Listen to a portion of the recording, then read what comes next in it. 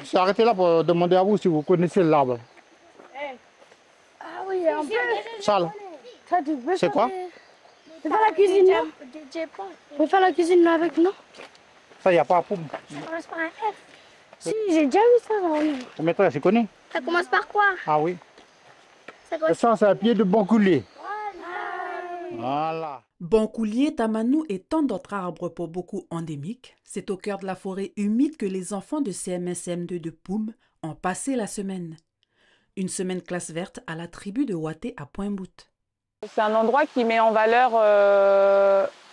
la culture kanak et qui permet de lier plusieurs disciplines. Du coup, on travaille en projet.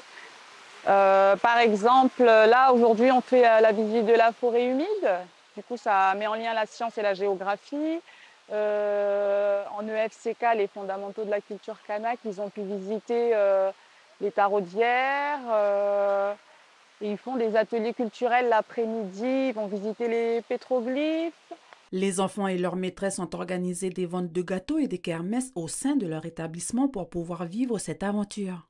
Une semaine chargée d'apprentissage autour d'ateliers culturels tels que la fabrication d'instruments de musique, de tapas, de tressage ou encore tout simplement la connaissance de notre environnement naturel. Des journées qu'ils semblent avoir dévorées. J'ai appris qu'il y a les plantes médicinales, comme il y a une plante qui, si tu as perdu le goût, tu fais bouillir ou tu mâches pour que pendant 3 jours pour que tu reprends le goût.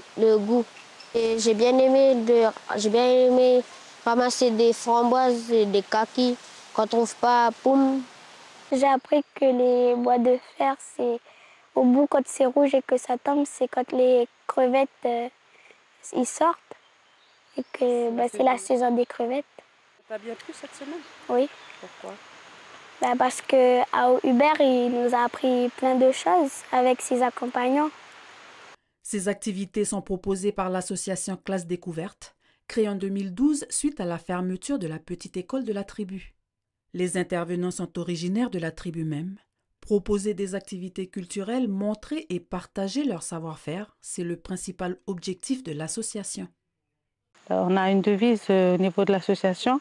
On retient pour un jour ce que l'on entend et on retient pour toujours ce que l'on a pratiqué.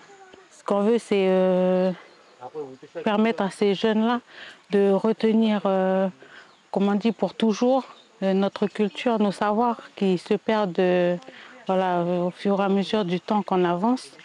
Donc voilà, c'est surtout favoriser ces jeunes personnes qui seront nos générations futures. Clap de fin pour les enfants de Poum qui rentrent avec beaucoup d'histoires et de souvenirs à raconter. Quant au centre, il prépare déjà sa journée du patrimoine qui aura lieu le samedi 11 octobre.